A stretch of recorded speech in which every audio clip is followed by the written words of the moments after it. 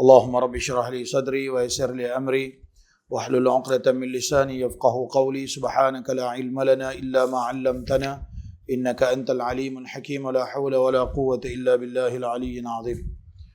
Qasabah. Bab menyatakan doa malaikat bagi orang yang duduk dalam masjid.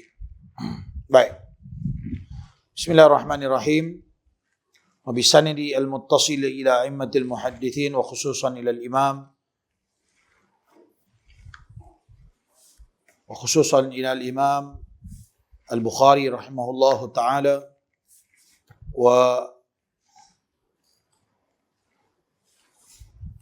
وخصوصا إلى المؤلف هذا الكتاب جواهر البخاري وحتى إلى إمام البخاري وإلى النبي صلى الله عليه وسلم أقول bab pada menyatakan doa malaikat bagi orang yang duduk di dalam masjid.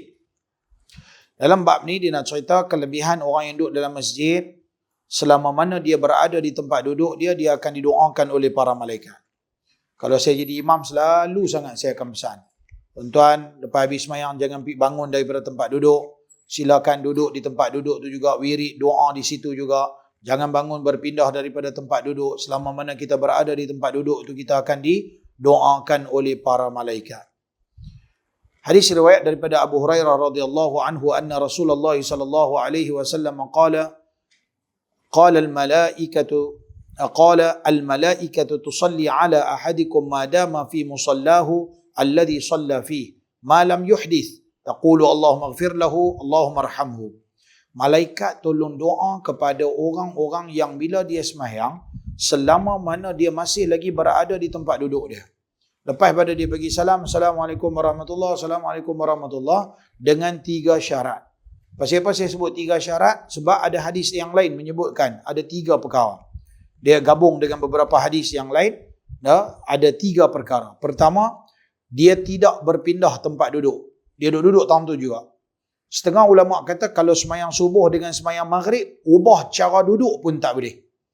Kalau semayang subuh dengan semayang maghrib. Tapi menurut sebahagian ulama, dia tak bagi cara duduk pun tak boleh. Kira habis-habis bagi salam duduk kerah. Kalau duduk tahiyat akhir tu lah. Tapi sebagian ulama mengatakan boleh pindah, boleh ubah cara duduk, tetapi jangan pindah tempat duduk. Selama mana dia berada di tempat duduk, syarat yang pertama. Yang kedua, dia tidak batal wuduk. Yang ketiga, dia tidak bercakap hal-hal dunia. 3 benda ni, selama itulah dia akan didoakan oleh para malaikat secara khususnya. Malaikat dia kata, Allah maghfir lahu warhamhu, ya Allah ampunlah dosa orang ni, kesianlah kat dia, ya Allah ampunlah dosa orang ni, ya Allah. Malaikat tolong doa kepada orang tu selama dia duduk. Jadi kita jangan bagi biasa diri kita, bagi salam belah, bagi salam belah, tak mau. Tak ada emergency, tak ada kerja penting, sakit perut nak pergi tandas dah, benda-benda penting, maka selama mana kita duduk di tempat duduk tu, bagi salam, duduk tentu, jangan duduk pindah tempat lain. Kalau di masjid-masjid jadi satu budaya, setengah-setengah orang, bukan setengah orang lah, banyak manusia, mereka bagi salam, semua orang bangun pergi cari tiang, cari dinding, pergi duduk sandar. Kita jangan jadikan diri kita, kalau kita tak sakit, mungkin kita satu ketika nanti, kita dah tua, kita tak larat, kita nak bagi salam, rasa sakit tulang belakang, nak kena pergi cari tiang, nak kena sandar. Tak apa. Okey, yang tu nak buat macam mana sakit, uzur tu ya. Tapi kalau kita dah terbiasa daripada kecil macam ni, kita duk biasa mengaji, kita dah biasa dah, duduk je lah, tak ada sakit, tak ada sebarang keuzuran, duduk saja di tempat duduk tu sampai habis wirid, zikir, doa apa semua. Masa nak semayang sunat, masa tu baru cari tempat lain. Sebab nanti kita akan berjumpa hadis lain pula, Nabi menggalakkan kita untuk semayang sunat, cari tempat banyak. Hari ni semayang sunat tani, esok semayang tani, semayang lain-lain, tempat lain-lain. Kalau semayang fardu, yang saf paling awal itu lebih utama. Faham? Saf yang paling depan, berbanding dengan di belakang. Tetapi untuk semayang sunat, cari ya semayang tani ke, semayang tantu ke, dia bukan ada saf pun. Untuk semayang yang bukan berjemaah lah. Maksudnya kalau kita semayang seorang-seorang, cari ya tempat, bagi banyak tempat sujud, bagi banyak saksi esok di padang mahsyar. Esok di padang mahsyar, semua tempat sujud kita tu akan jadi saksi, akan jadi saksi. Jadi dia tolong kita esok di padang mahsyar. Macam orang duduk dalam kandang mahkamah kan. Ada banyak saksi, jadi tolong dia. akan beritahu batu-batu ni semua akan jadi saksi di hadapan Allah. Ya Allah, dulu dia pasal sujud kepada engkau ya Allah, di atas kami ni batu-batu semua cakap. Maka kita nak banyak batu ni, banyak tempat jadi saksi. Jadi perbanyakkan tempat sujud. Faham tak? Itu untuk sembahyang sunat. Habis sembahyang fardu, jangan bergerak lagi. Duduk keras tangan tu dulu. Tapi susah di masjid-masjid ni. Habis bagi salam, belah. Habis bagi salam, belah. Dah budaya macam tu. Pasal apa? Pasal mereka tak mengaji dengan Tok Guru cengih. Mereka mengaji dengan Tok Guru semua lembut-lembut. Tok Guru mereka lembut, tak tegak, tak marah, tak kata apa. Tapi bila dia kena sekali dengan Tok Guru cengih-cengih, maki, hamput, marah sikit, baru dia pada akal. Tak faham. Tapi itulah, bila cakap lebih-lebih sikit, maklumlah kan. Di khalayak ramai. Saya pengalaman dah saya dah cakap. Allah. Lepas, saya tak macam ustaz-ustaz lain. Ustaz lain siap mencarut lagi dalam kuliah. Nak kata cakap kasar, saya tak ada mencarut. Tapi saya cakap memang benda betul kan. Jadi saya buat macam mana tuan-tuan. Ni saya punya skrip lah. Kalau saya pun tak tahulah. Lalah kali saya pun jadi hafal dah jadi skrip ni lah. Saya bila nak sembahyang tuan-tuan. Kalau dulu zaman belum PKP, tuan-tuan berdiri apa-apa, tengok tumit bagi sama, bagi kena tangan dengan tangan, bau dengan bau, berdiri apa-apa. Kalau lah ni dia ubah sikit skrip. Tuan-tuan diri tempat masing-masing. Ini skrip norma baru kan. Diri tempat masing-masing. Tapi soft tetap kena bagi sama. Tumit tetap kena bagi sama walaupun kita renggang. Renggang tu Allah Maha mengetahui sebab apa? Sebab musim ni musim keadaan kita menghadapi satu keadaan situasi yang apa orang panggil, kita tak boleh untuk nak duduk rapat sebab penyakit dan sebagainya. Allah Maha mengetahui. InsyaAllah mudah-mudahan dapat fadilat. Mudah-mudahan. Sebab keinginan kita nak berdiri apa-apa, tapi tak boleh disebabkan faktor undang-undang, faktor keselamatan. Tak apa, tapi tumit tetap kena bagi sama, susun sejadah lagi elok. Walaupun duduk selang-selang begitu, tapi tumit tu mesti kena bagi sama. Okey? Ada kesungguhan untuk nak samakan saf. Sawu sufufakum. Samakan saf-saf kamu, kata Nabi. Bagi saf. Satu bagi sama. Yang kedua berdiri rapat. Rapat tu tak boleh. Pasal apa? Ada melibatkan darurat. Ada penyakit dan sebagainya. Jadi bagi sama. Saya beritahu, okey, ambil tempat masing-masing. Jangan mendahului imam. Jangan serentak dengan imam. Tunggu pergerakan imam bagi habis baru kita buat, dapat fadilat 27 darjat. Sebab siapa-siapa menyertai imam, serentak dengan imam atau bersama dengan imam ataupun mendahului imam, habis fadilat 27 darjat. Tak dapat. Sedangkan semayang berjemaah memang nak dapat 27. Ni semayang seorang, semayang ramai-ramai, tuan-tuan dapat pahala satu. Lepas tu tak mana ke silap ke, satu tu pun halal habis tak ada. Rugi. Faham tak? Jadi saya akan sebut, minta supaya kita ni, jemaah kita, okey, jangan mendahului imam, jangan serentak dengan imam. Yang ada handphone, matikan handphone buat seketika ataupun boleh buka flight mode. Ada gambar kapal terbang di atas, tekan bagi menyala, dia potong frekuensi, dapat khusyuk dalam solat. Loh, skrip ni skrip biasa. Hari-hari saya duk sebut yang ni. Kadang-kadang saya tambah lagi, tengok nampak macam mereka boleh tunggu sikit. Tambah sikit lagi. Kan? Lepas habis semayang, jangan bangun daripada tempat duduk. Duduk di tempat duduk. Wirid, zikir, doa dulu. Baru kita bangun. Selama kita duduk di tempat duduk itu, kita akan didoakan oleh para malaikat. Hadis Sahih Bukhari. Ya, kita duduk mengaji ni. Mukhtasar, ringkasan pada Sahih Bukhari. Kan? Kadang-kadang saya tambah sikit lagi. Saya kata apa? Mata jangan tengok rata-rata. Mata yang melihat ke sana kemari akan disambar oleh para malaikat. Kan? Malaikat sambak mata dia. Sambak macam mana saya tak tahu. Sambak dengan api ke? Tarik pun keluar lempak mata ke? Tak tahu. Tapi dalam hadis kita akan menjumpa dalam kitab ni juga. Kan? Disebutkan mata orang-orang yang melihat ke sana masa duduk semayang, duduk tengok sana, tengok sini ni akan disambar oleh Allah Subhanahu Wa Taala. Sambak macam mana tak tahu. Tapi gambaran kepada satu ancaman yang Allah Subhanahu Wa Taala tak suka siapa semayang mata tengok rata-rata. Jadi mata tengok di mana ustaz? Tengok di tempat sujud. Tengok di tempat sujud. Mata tengok di tempat sujud. Kecuali masa kita baca tahiyat, kita baca illallah, jari kita angkat, mata kita tengok di tempat di jari. Lain pada tu? Tak. Semua tengok di tempat sujud. Tak faham tanya kat tangan. Bab 3 orang datang kepada Rasulullah sallallahu alaihi wasallam. Bab ni bagus. Yang ni untuk bab ni, apa nama? Bab ni untuk hadis ni saja, angkat bagi ada satu video khas nanti. Viral asing. Okey? Viral asing. Yang ni duk main masjid kat kiblah semua. Membaloi dengan hadis ni. Hadis Sahih Bukhari juga. Semua kita baca ni hadis Sahih Bukhari. Apa kata Nabi SAW riwayat daripada Abi Waqid Al-Laythi radhiyallahu anhu berkata, ya.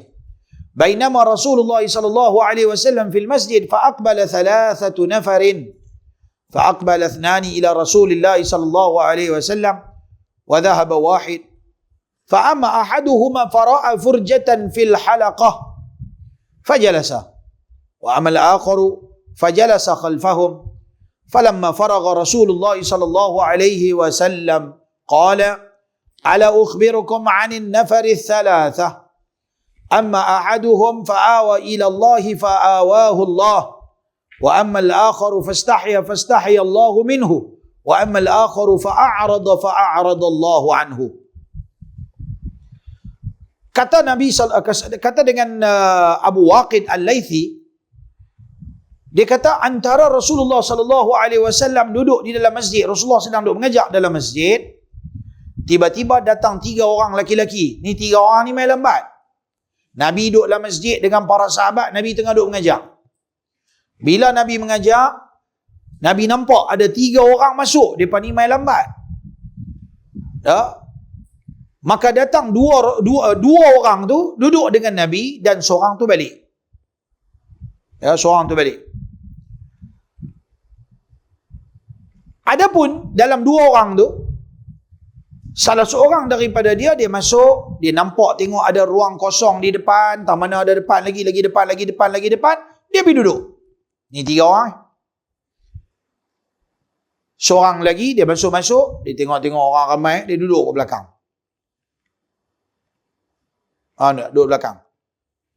Yang ketiga ni dia masuk tengok, mengaji lah. Tu macam yang patah balik belah. Balik terus. Rasulullah sallallahu alaihi wasallam setelah selesai daripada dia punya pengajaran dia, khutbah dia, daripada dia punya pengajaran dia, ilmu dia, dah habis dah, belakang-belakang sikit. Rasulullah pancung terus, tak bagi can. Kata terus dalam majlis tersebut. Kalau hari ni orang kata guru yang mana tegur kepada anak murid ataupun orang-orang yang main ke masjid, yang main kuliah, tiba-tiba guru tu tegur, kita nak terasa. Rasulullah pancung terus lala tu juga. Habis-habis majlis, tiba hati orang main lah. Nah, apa Rasulullah kata? Rasulullah kata, ada di dalam satu majlis, ada 3 orang main. Nah, 3 orang main. Maka 3 orang ni main, 2 orang masuk dan 1 lagi balik. Rasulullah kata, falamma faragha Rasulullah sallallahu alaihi wasallam qala ala ukhbirukum 'anil nafari 3. Kamu nak tak aku sampaikan, aku nak cerita kepada kamu tentang 3 orang. Dia kata, amma ahaduhum, salah seorang daripada mereka, yang 3 orang tu, yang mana mula masuk tu, dia masuk tengok ada kosong, dia terus duduk depan. Masuk depan ke, kira cari tempat yang ni lah, untuk nak mengaji, duduk elok . Maka amma ahaduhum fa'awa ila Allah fa'awahu Allah. Dia menadah kepada Allah, maksudnya simbolik kepada dia menadah, dia nak minta, dia memang nak ilmu, lalu Allah bagi dia. Wa ammal akharu, dan adapun yang kedua, fastahya Allahu minhu. Dia malu, dia masuk, dia malu, dia duduk belakang. Duduklah ujung-ujung. Kalau kita masjid-masjid ya, duduk luar-luar, duduk ujung-ujung, dengar macam tak apa nak dengar. Dia sebenarnya dia malu Allah ya. Nak mengaji pun bukan nak apa nak mengaji sangat. Tapi nak kata nak balik pun, sekali nak main Isya pula kan. Jadi tak ada habis lah, duduk dengar-dengar habis lah. Bukan nak mengaji sangat pun.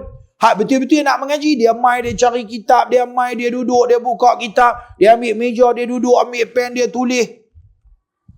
Dia betul-betul nak mengaji. Dia betul-betul nak tadah, nak minta kat Tuhan, Tuhan bagi. Adapun yang nombor 2 ni, dia malu, duduk belakang-belakang, duduk segan. Mana boleh main masjid, ibadat mana boleh malu. Ibadat tak boleh malu, mengaji tak boleh malu. Dia kena pulun, dia tak boleh malu. Tama-tama macam apa nak jadi Al-Hafiz, mana boleh malu, dia kena jadi orang gila. Gila macam mana? Gila Quran. Tak mana-mana pun Quran. Tak mana-mana pun Quran. Apa yang kita hafal, sekali lagi kita duduk tak mana-mana kita jalan di mulut kita, tu keluar Quran. Faham tak? Dia kira yang benda yang dia duduk sebut selalu lah. Dia tak boleh malu. Kadang-kadang duduk tak mana-mana baca, duduk ulang, buat bodoh ya, buat dek ya, buat muka selamba ya, kawan-kawan duduk show macam semangat. Tapi tak apa. Biar orang tumpang kita punya semangat. Bagi kita nak jadi Al-Hafiz cepat. Lepas Al-Hafiz nak mengaji alim, nak mengaji kitab, hak tu 10 tahun pula kita nak kena mengaji. Tak cukup mengaji 2-3 tahun, nak kena mengaji 10 tahun. Koman-koman 10 tahun. Mana ada masa? Hafal Quran cepat-cepat.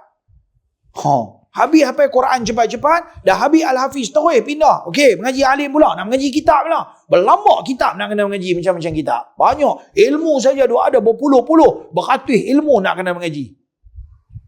Jadi kita kena jadi macam orang gila, sat lagi hafal matan, sat lagi hafal kitab, lagi hafal syair, sat lagi hafal Quran, sat lagi hafal hadis. Berlambak macam-macam benda kita.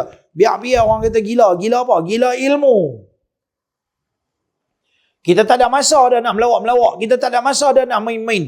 Kita tak ada masa dah nak berangan. Kita tak ada masa dah nak buat benda-benda yang lara. Sebab apa? Kita dah terlambat. Betul-betul kita kecil-kecil. Anak-anak Arab, mereka sekolah sebelum sekolah rendah. Sebelum habis sekolah yang biasa, kadang-kadang yang luar biasa sikit, sebelum masuk sekolah rendah dah jadi Al-Hafiz 30 juzuk. Yang biasa-biasa sebelum habis sekolah rendah. Maksudnya nak masuk sekolah menengah, biasanya mereka dah habis dah jadi Al-Hafiz. Kita,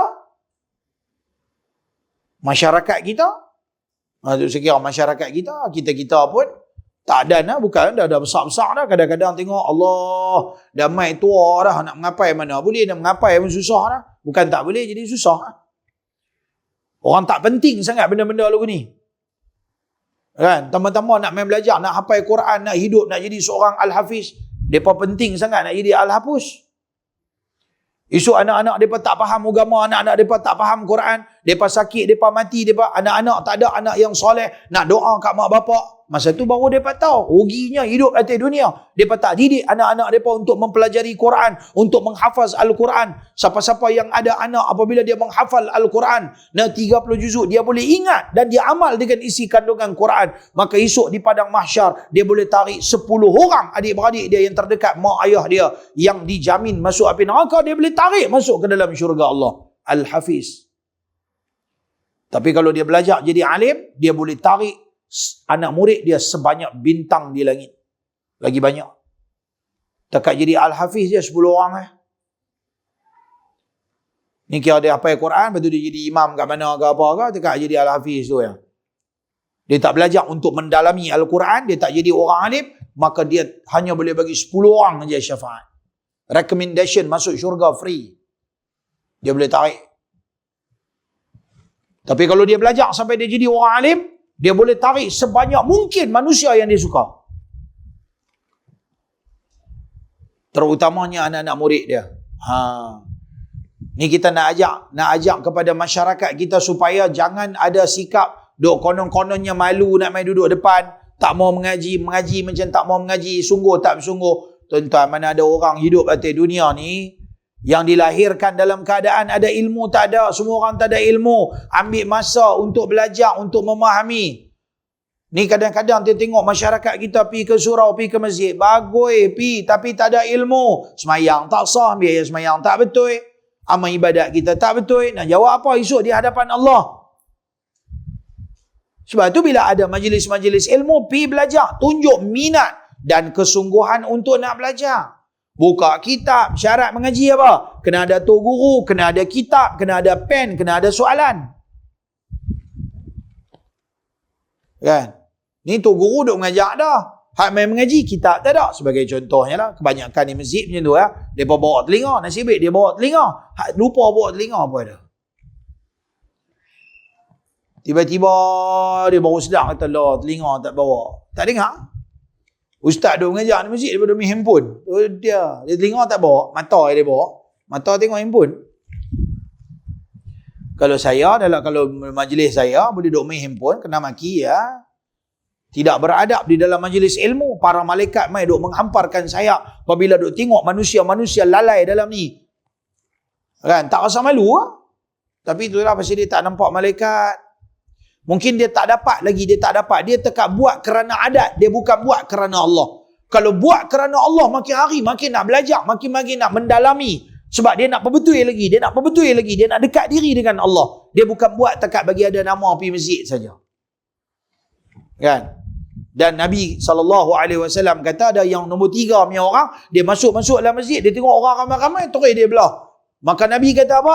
Dan wa ammal akhiru, dan satu lagi yang ketiga, fa'arada, dia berpaling, dia masuk ada majlis ilmu lalu dia balik. Maka kata Nabi SAW, fa'aradallahu anhu, Allah juga berpaling daripada dia. Dia takkan dapat pengampunan Allah, dia takkan dapat rahmat Allah, dia takkan dapat apa pun daripada Allah Subhanahu wa taala, sebab dia dikira manusia yang berpaling daripada Allah, manusia yang lari daripada Allah. Berapa ramai kalau kita pergi di masjid lepas maghrib, kuliah maghrib ke kuliah subuh ke. Kuliah subuh ni, kalau pergi subuh, ada jugalah yang balik. Tapi yang maghrib ni, dia pergi semayang, tu imam bagi salam, habis-habis tu dia bela. Dia tinggal berapa kerat. Setengah-setengah tu dia tunggu wirid, doa apa semua, main tang-mayang sunat. Oh, ustaz bermain, nak start kuliah semua balik. Tadi penuh masjid ni main semayang. Tiba-tiba main majlis ilmu, pakat-pakat lari tak mau mengaji. Sembahyang berjemaah, hukum dia sunat dalam mazhab kita Syafi'i. Mengaji ilmu tu hukum dia wajib. Mengaji tu lagi besar pahala daripada semayang berjemaah. Semayang wajib, tapi semayang berjemaah tu sunat muakkad. Sunat dalam mazhab kita Syafi'i, walaupun ada dalam mazhab lain, 3 mazhab yang lain kata wajib. Tapi majlis ilmu tu lagi besar. Tanpa ilmu semayang kita pun tak betul. Tapi orang tak nampak apa dia punya kepentingan dia. Bab menyatakan bertolong-tolongan orang mukmin. Dalam hadis tadi yang kita baca 3 golongan tadi ni, 3 orang yang main last ni menyatakan bahawasanya satu ancaman daripada Allah Subhanahu wa taala dan Rasulullah sallallahu alaihi wasallam supaya jangan meninggalkan majlis ilmu bagi cinta ilmu. Kena cintakan ilmu, kena semangat untuk menuntut ilmu pengetahuan, tak boleh malu. Bab menyatakan bertolong-tolongan orang Islam, orang mukmin. Orang mukmin ni dia kena pakat-pakat tolong. Kalau dah kita sama-sama orang Islam tak boleh tolong-menolong, jam lah kita. Siapa lagi nak tolong? Kalau kita nak harap orang bukan Islam, dia takkan tolong dah. Tuhan dah kata dalam Quran, walan tarda ankal yahudu walan nasara hatta tattabi'a millatahum. Yahudi dan Nasara takkan redha kepada kamu sehingga kamu ikut jejak langkah kehidupan mereka. Pasal apa sebut Yahudi Nasara? Yahudi dan Nasara adalah simbol kekufuran. Segala manusia yang kafir dalam dunia, dia punya kepala kafir tu adalah al-Yahudu wan Nasara. Maka tak payah sebut dah kafir yang lain. Maka Nabi SAW sebut daripada hadis Abu Musa al-Ash'ari, innal mu'min, sesungguhnya seorang mu'min, lil mu'min, bandingan seorang yang beriman dengan seorang beriman yang lain, kalbunyan, seperti mana satu binaan, yashuddu ba'duhu ba'da, kukuh mengukuh di antara satu sama lain. Dan ada dalam riwayat ni sebenarnya ni ada ketinggalan. Di belakang tu ada tambahan sikit, wa syabbaka asabi'ahu, maka Nabi tunjuk tangan dia buat lagu tu. Nabi buat lagu tu. Ni macam ni. Oh ni kemah. Kalau macam ni tak apa kemah, dia boleh terlepas. Kalau macam ni kemah. Lagi kuat, Nabi tunjuk macam ni. Jalinan jari-jari ni menunjuk kata bahawasanya orang Islam dengan suatu orang Islam, orang mukmin dengan satu orang Muslim, mukmin lagi dia kena macam ni, dia kena kukuh. Tapi kadang-kadang sebab tu kita tak boleh dengki. Biar pilah. Siapa putih pun biar pergi kat dia. Bukan hitam masuk neraka. Ada siapa-siapa hitam macam ni? Tak ada, saya seorang je. Tak apa. Hitam pun tak apa. Tu ada seorang dia gelap sikit. Tak apa, jangan malu. Dia tak kata. Okey tu, dia cerah daripada saya. Cik, dia tengok orang belakang. Tak apa. Faham. Tak apa. Bepi je, kulit tak ada masalah. Pakai kulit putih lah, batin putih. Bilal Ibn Rabah, hitam belegam, bibir tebal. Orang Negro, orang Afrika. Asal keturunan daripada Afrika, hamba abdi. Mereka main jual dia, jadi hamba duduk di Mekah. Nabi beli dia. Nabi suruh Abu Bakar Siddiq pergi beli dia buat main. Sanggup untuk mempertahankan Islam, iman. Tak bila Nabi Isra Mi'raj, Nabi dengar suara tapak kaki dalam syurga. Tu dia. Nabi balik Isra Mi'raj, Nabi kata apa? Bilal, semalam hampir mana? Bahasa kalau kita cakap macam tu lah. Tapi mana ya Rasulullah? Ada sini lah.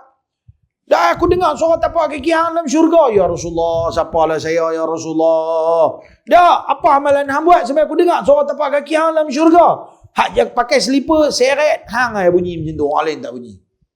Kan kadang ada setengah orang, kadang dia cara dia jalan kita boleh dengar. Gerak, ni mesti dia ni. Cara dia seret slipper tu, kasut. Rasulullah kata, tu hang, kau dengar suara kakak tapak kaki hang?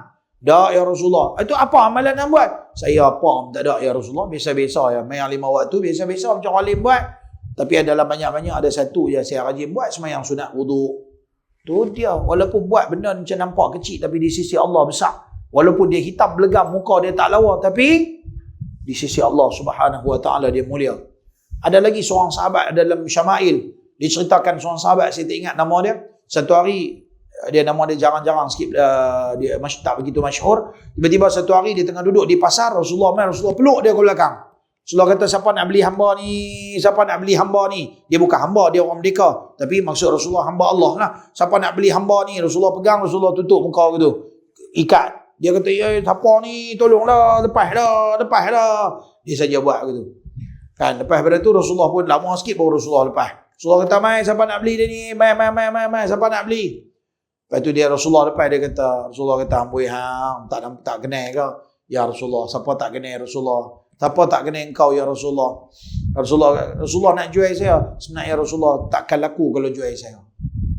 Dia kata, dia ni seorang sahabat yang muka dia tak apa handsome lah, senang cerita. Ataupun kita kata bahasa kasar sikit, memang hodoh lah. Memang tak lawa. Dia kata apa? Saya muka macam ni, siapa nak beli?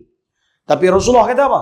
Tetapi engkau di sisi Allah lebih mahal daripada orang lain. Pasal apa? Mahal dengan iman dan taqwa. Itu dia. Kan? Mahal dengan apa? Dengan iman dan taqwa. Jadi kita ni orang-orang Islam kena tutup kita punya aib sama-sama kita. Kena mempertahankan maruah dan hak saudara-saudara kita. Kena naikkan nama saudara-saudara kita. Kena Islam. Orang-orang Islam, orang-orang beriman ni macam tu sifat dia. Kita kena angkat kawan-kawan dia. Ni ke dalam ramai-ramai ni, mana tahu kawan-kawan kita ada yang boleh. Kita tolak dia sikit. Dia ni kemah ni. Kita tolak dia. Kita bagi galakan dekat dia. Kita tengok dia, dia baca Quran sedap. Suara dia sedap. Ada orang, dia memang daripada kecil-kecil lagi suara dah merdu dah. Mungkin Allah bagi satu kelebihan pada setengah-setengah orang. Yang ni dia tak payah tiru sangat-sangat. Suara dia baca Quran pun sedap dah. Apatah lagi kalau dia baca tarannum. Kalau dia baca, ranum habis kita. Kan? Kita duduk dia lembik. Sedap sungguh suara dia. Kita angkatlah dia. Pasal dia boleh tahun tu. Lepas tu kita tengok pula kawan-kawan hak lain pula. Ni hak lain pula. Dia ni kalau pukul gendang. Tu dia. Kan? Dia pukul qasidah kan. Di sekolah saya pun ada orang jenis-jenis gitu. Dia kalau pukul di tangan. Saya tengok pun ceri belum rumah. Saya boy lah. Kan? Kadang-kadang sampai saya suruh mereka buat intro bagi lebih sikit kan. Hak lagu kasidah tu okey lah.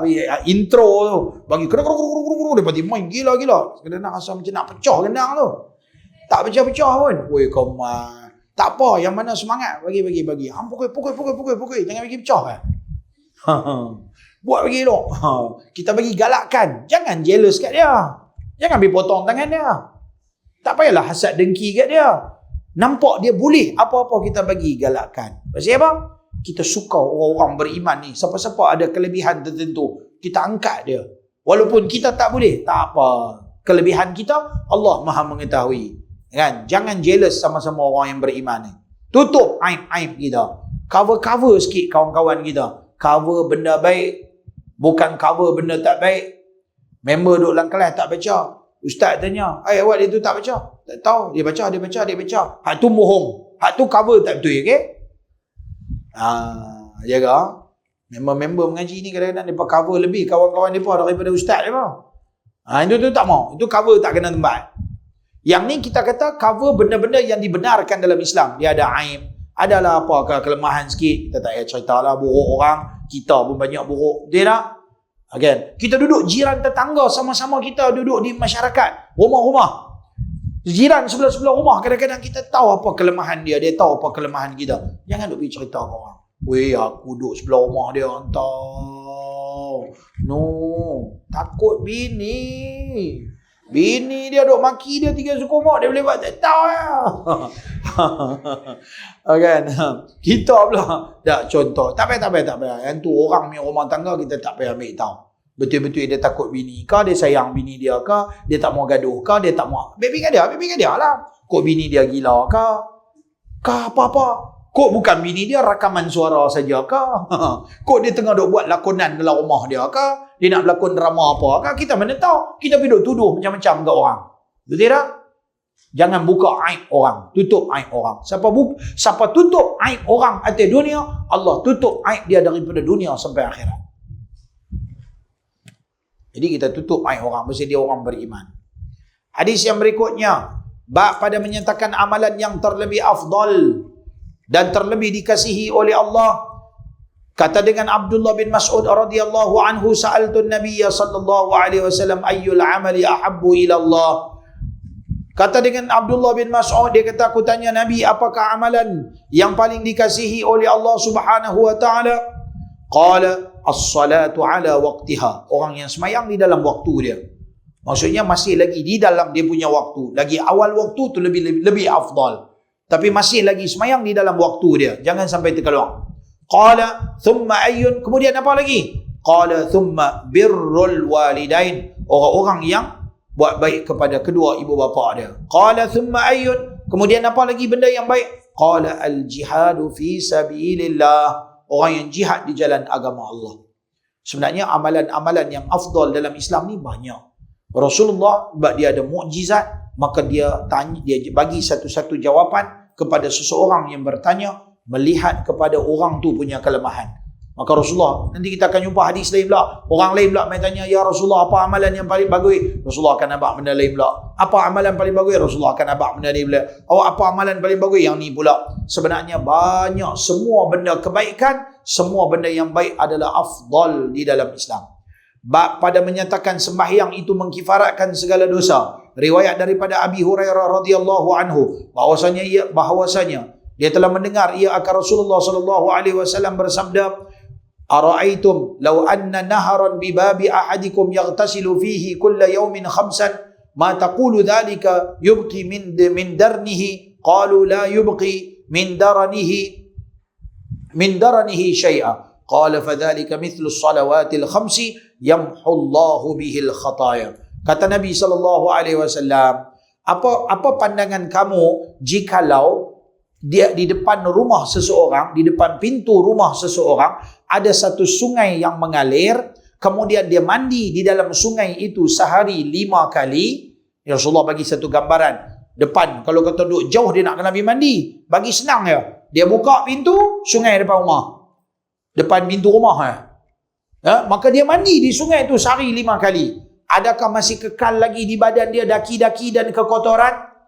Tentu tidak akan kekal segala kekotoran. Maka begitulah juga sembahyang 5 waktu. Orang yang sembahyang 5 waktu akan dihapuskan dan dipadamkan oleh Allah segala dosa-dosanya. Hanya dengan sembahyang saja terhapus dosa. Dosa mana? Dosa-dosa kecil. Adapun dosa-dosa yang besar berhajat kepada taubatan nasuha, kena menyesal, kena tinggal, tak boleh ulang dan sebagainya. Kan? Jadi sebab tu ulama kata berdasarkan hadis yang lain, apabila seseorang tu semayang, bila dia sujudnya seolah-olah dia tengah duk tanggung satu benda di belakang badan dia ni, macam satu beg, seolah-olah bila dia sujud gedebong jatuh habis, segala dosa dia semua jatuh bertaburan. Maknanya orang rajin semayang, lepas semayang zikir, istighfar, minta ampun kat Tuhan, istighfar banyak-banyak. Ni kita lagi sebulan nak masuk Ramadan. Lagi sebulan nak masuk Ramadan. Kan? Kuatkan lagi kita punya zikir, kita punya doa, kita punya amalan, kita punya solat, kita punya kebajikan, kita punya ibadah. Kan? Ni kawan-kawan kita yang duk tengok dengan live lagi, dengan yang rakaman.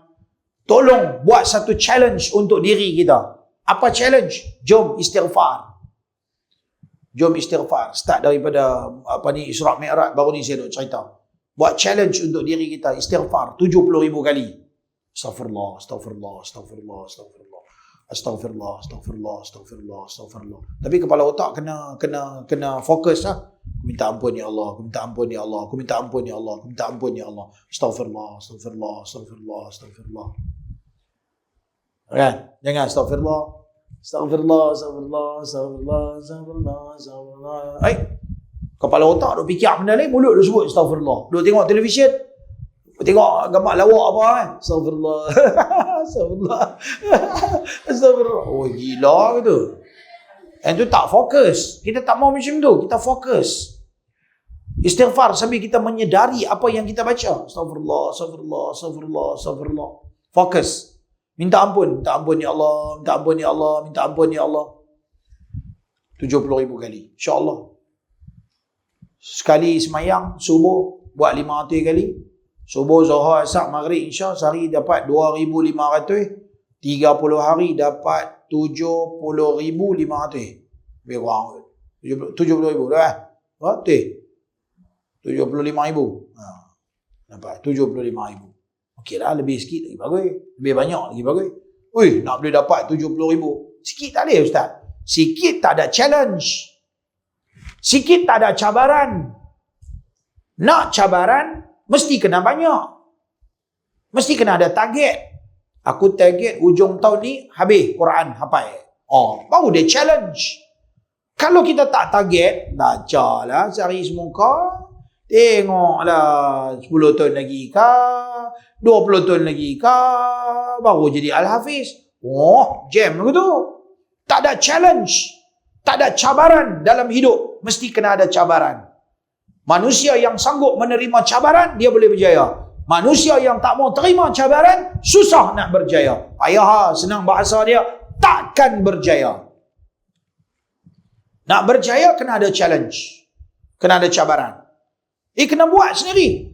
Cabar siapa? Bukan cabar orang, bukan challenge dengan orang. Challenge dengan diri sendiri. Cabar diri sendiri. Aku kena buat. Macam tu. Aku mesti boleh buat. Macam tu. Boleh. Bukan tak boleh. Ada orang jadi Al-Hafiz. Belah-belah hari benda dah.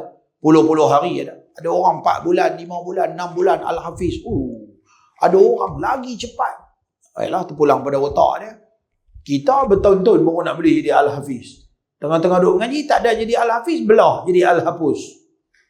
Habis Jadi Al-Hapus tak guna seduit tu dia. Jadi setiap amal ibadat yang kita buat, Allah akan mengkifaratkan segala dosa yang kita buat. Maka sebab itulah Nabi kata, apabila kamu tengok seseorang itu berulang alik daripada rumahnya ke masjid, kamu naik saksilah bahawa dia orang yang beriman. Mesti apabila dia duduk semayang, insyaAllah lah dia jadi baik. Cuma kadang-kadang lambat sangat dia duduk jadi baik tu. Dia perlu kepada ilmu pengetahuan yang banyak, baru dia cepat jadi baik. Kalau duduk Arab, duduk ulang main semayang je balik, lambat. Tapi dia boleh jadi baik. Tapi makan masa sikit. Bila ada ilmu, ada kesedaran, dia pula ada challenge. Dia pula semangat, sagi buat sunat. Sagi ustaz tu kata, okey habis fardu, buatlah semayang sunat. Semayang qabliyah, ba'diyah, witir, doa, zikir, baca Quran. Dia buat. Perjalanan yang mungkin 10 tahun. Mungkin dalam setahun dia dah jadi orang baik dan jadi orang pandai dan lengkap fardu ain. Perjalanan dia menuju Allah akan lebih sempurna. Kan? Kita dengan hadis yang terakhir, bab kita dapat melihat Tuhan esok di akhirat. Kata dengan Jarir Al-Bakhli radhiyallahu anhu, dia kata, kunna 'inda an-nabi sallallahu alaihi wasallam fa nadhara ila al-qamar lailatan, yakni al-badra. Satu hari kami duduk dengan Nabi sallallahu alaihi wasallam, kata sahabat-sahabat, kami melihat bulan Lailatul Badri, bulan purnama. Tengok Nabi tengok bulan purnama tu, dia cantik. Dia kalau di tanah Arab kita tengok bulan purnama dia macam lain sikit. Sebab di tempat kita awan banyak, awan tebal. Pasal kita punya suhu lembap, jadi kita ada awan banyak. Kita mempunyai hujan yang banyak. Maka kita bila mai pun dia jadi macam tak apa nak clear sangat-sangat. Sekali-sekala ada clear. Tapi di negara Arab, oleh kerana dia mungkin dia bila mai malam ni dia punya langit dia bila langit dia tak banyak awan, dia lebih pada langit, dia kurang sikit awan, dia tak apa nak awan tak tebal macam kita. Maka bila dia tengok bulan tu nampak seketui-seketui, kita dah lah lindung dengan bangunan, dengan pokok, dengan apa. Kita pun tak penting. Sahabat ni duduk dengan Nabi, mereka pun tak ada bangunan mencakar langit, duk tengok bulan satu hari, duduk dengan Nabi, duk tengok bulan. Faqala innakum satarawna rabbakum kama tarawna hadzal qamar la tudammuna fi ru'yatihi. Kamu satu hari nanti boleh melihat Allah begitu jelas seperti mana kamu melihat bulan purnama ini. Bayangkan ketika gelap gelita, ada sebiji lampu, ada satu bulan yang begitu cerah pada bulan purnama. Kan? 13, 14, 15 tu dia terang putih tu ada. Macam mana lagi tu punya terang kita boleh nampak, punya jelas kita boleh nampak bulan. Bulan ni kita nampak dia jelas. Berbeza matahari. Matahari dia terang. Dia menerangi kita. Kita tak boleh tengok dia. Lepas tu dia tak kata matahari. Dia tak kata kamu boleh tengok Tuhan seperti matahari. Tak. Matahari mana kita boleh tengok? Dia api. Kita tak boleh tengok dia. Dia cerah sangat. Berbeza bulan. Bulan tu kita boleh tengok dia. Kita nampak begitu jelas. Macam mana begitu jelas tu macam tu lah. Dan cantiknya kelembutan warna dia. Kita rasa seronok nak tengok bulan. Cuba sekali-sekali kalau nampak bulan tengok. Oh, seronok. Kan? Ada kenikmatan dia. Kejadian Tuhan. Maka kamu boleh tengok seperti mana kamu melihat bulan purnama ini. Boleh tengok Allah. Bila? Esok boleh masuk dalam syurga Allah. فَإِنِ اسْتَطَعْتُمْ أَلَّا تَغْلُبُوا عَلَى صَلَاةٍ قَبْلَ طُلُوعِ الشَّمْسِ وَقَبْلَ غُرُوبِهَا فَافْعَلُوا ثُمَّ قَرَأَ وَسَبِّحْ بِحَمْدِ رَبِّكَ قَبْلَ طُلُوعِ الشَّمْسِ وَقَبْلَ الْغُرُوبِ. Maka kata Nabi SAW, siapa-siapa di kalangan kamu ni, sekiranya kamu mampu, maka hendaklah kamu jangan lambat-lambatkan solat subuh dan solat asar. Maknanya jangan lambat semayang lah. Sehingga terkeluar daripada waktu dia. Lagi cepat, lagi bagus. Jangan sampai semua dekat-dekat nak habis waktu dah baru nak semayang. Ujung-ujung buat takmir kisah dengan semayang dan sebagainya tanpa sebarang uzur syar'i. Ambil fadilat untuk kita nak sembahyang, nak solat. Jaga kita punya semayang. InsyaAllah esok di akhirat boleh duduk dalam syurga dan boleh melihat Allah Subhanahu Wa Taala dengan begitu jelas.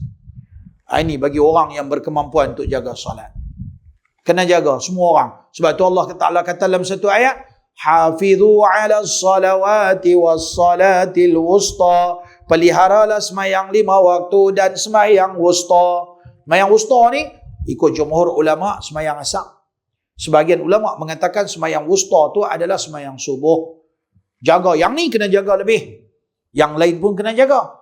Yang mana kita dapat, kena jaga. Paling-paling tidak cara kita jaga, janganlah sampai terkeluar daripada waktu dia. Jangan sampai kita kena qada semayang, terkeluar pada semayang pada waktu dia, melambat-lambatkan semayang tanpa sebarang uzur. Maka itu satu dosa dan kesalahan. Termasuk dalam kata fawailul lil musallin, maka neraka wail bagi orang yang sembahyang. Siapa dia yang masuk neraka bila sembahyang? Alladzina hum an salatihim sahun. Orang-orang yang lalai dalam semayangnya. Orang-orang yang lalai terhadap semayangnya. Lalai macam mana? Kadang-kadang orang tak mengaji, dia kata apa? Alah, hampa semayang pun tapi lalai masuk neraka. Siapa kata orang semayang masuk neraka? Orang semayang tak masuk neraka. Orang semayang tapi lalai baru masuk neraka. Lalai macam mana? Sahabat tanya dekat Nabi, ya Rasulullah, Apa makna orang yang lalai dalam semayang? Apa makna fawailul lil musallin? Apa kata Nabi? Humul ladzina yuakhiruna as-salata an waqtiha, iaitulah mereka-mereka yang melambatkan sembahyang sehingga terkeluar daripada waktunya. Dah azan maghrib baru sembahyang asar. Dah sembahyang isya baru sembahyang maghrib. Dah sembahyang subuh baru qada balik isya. Dah terbit matahari dah waktu syuruk dah.